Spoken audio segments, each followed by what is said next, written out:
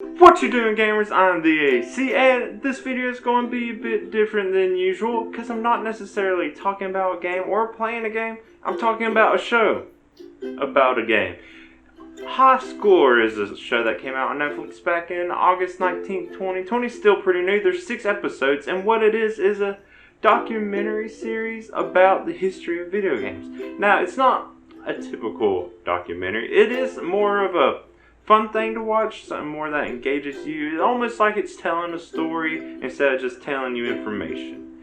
Don't get me wrong, I like a good documentary, but this was more like on show side instead of a tell side. You know what I'm saying? I don't know where the lines between like a documentary becomes something more of a show to watch, but I don't know how to describe a documentary anyways, but this was enjoyable to watch, whatever you want to call it, however you want to describe it. And it's also narrated by Charles Martinet, who is the voice actor for Mario. So who would be better fitting to narrate it? Now, this covers a whole lot of history, because there is a whole lot of history in video games.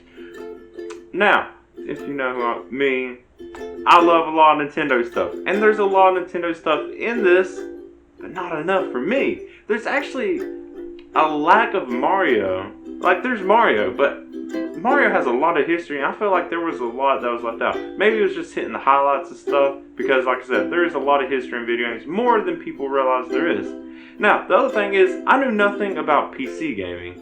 I still know nothing about it, but watching what was in High Score, open up how much there actually was going on. And I guess for some reason I just assumed all the gaming was on PC first, pretty much. There's a whole lot of stuff going on PC before there was on consoles, and there wasn't as much as I thought there. And there's like the whole PC master race. Now, it wasn't always like that, but that was probably the most interesting part for me, as far as discovering, because I knew nothing about PC gaming. Now, the thing about this show is this video game industry is still pretty young. There's a lot of interviews with a lot of people who started these companies, who won these first tournaments, all this kind of stuff. I guess the young people call the old people who pretty much started the industry. They're still alive. They're still giving interviews.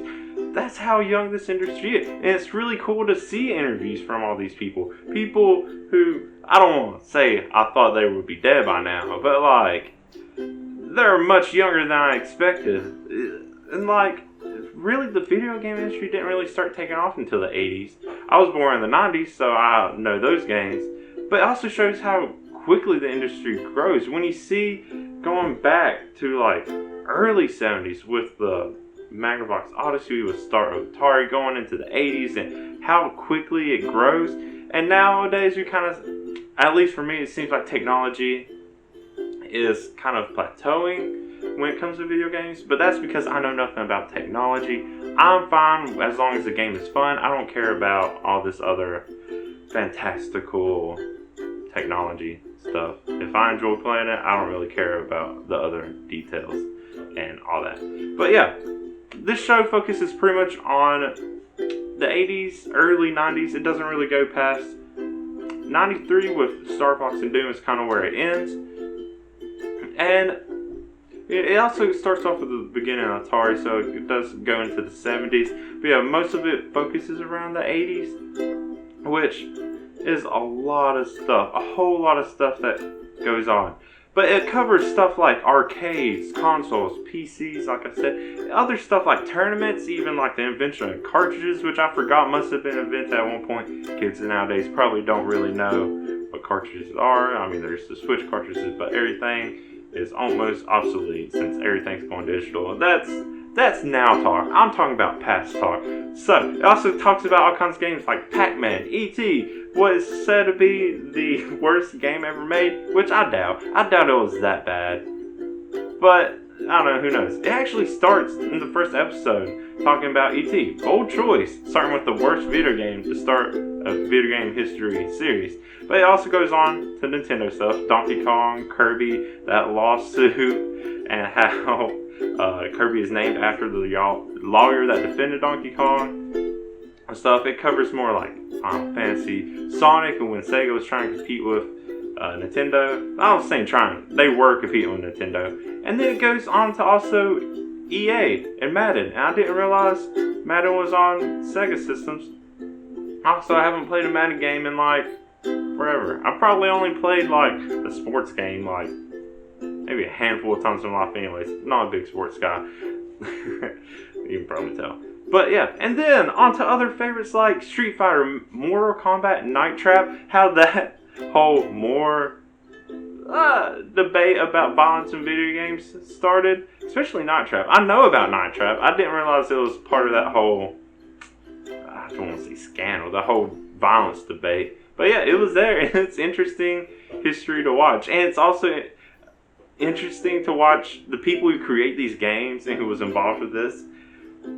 Not like, I don't want to say they were like being smartasses about it, but you can see like, yeah, they thought the reasoning for them was kind of dumb or just unjustified. It's interesting to see that perspective. And then going on later to like Star Fox Wolfenstein with 3D gaming, you know, more dimensions than just side scrolling onto consoles. And then Doom, which also had the first online playing, which Doom came out the year before I was born, and I cannot imagine playing any kind of online game with anyone back in the 90s. That would internet was terrible. Internet was terrible for me until like 2010. My internet sucked for a while. I think we had dial-up until I was like in middle school and all that stuff. So I couldn't imagine playing any kind of online game back then. Like flash games were like an achievement to play back. Whatever. Technology grows fast. That's what I'm getting at with that. But yeah, it's a lot of great stuff, a lot of history. There could be a lot more. There seems to be a lack of talk, unless I'm completely missed it somehow. They didn't really talk anything about Magnavox Odyssey, the wooden box, the like first game system, which was odd because that's kind of where it started.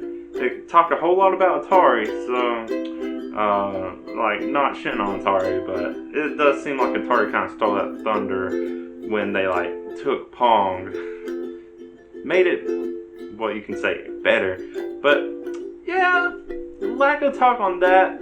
But there can also be a lot of newer talk, still old history. They could still get more into handheld consoles. There's a whole lot more history they can do with all that kind of stuff. There's a lot. Going to the 90s alone will be a lot. Then they get more into PlayStation and Xbox systems when there's a lot of history. And for, I'm not old, but older people, older generations, this is going to be a nostalgic thing as well as new information. For younger people, they're going to have no idea what's going on probably. Yeah, you already see kids having no idea what's going on. You see the jokes about them not knowing that the floppy disk, the save icon was a real thing at one point. They have no, stuff like that. Kids don't know what's going on. This would be a great way for them to learn history about an industry they probably are really into, because a lot of people are into video games now. But yeah, there's a whole lot they could do. If they did a second season, that would be awesome. But yeah, I'm curious to see if they do another one. I really hope they do. But what do you think? Have you watched High Score yet? Are you into video games? Let me know in the comments what you thought, if you have, what your favorite part is, what you like the best, whatever you want to say, really. But if you like what I had to say going and like the video, you want to see me talk more about video games and all kinds of other stuff, go and subscribe to my channel. You can see why I do all that. But until next time, I'm DAC. Thank you for watching, and bye.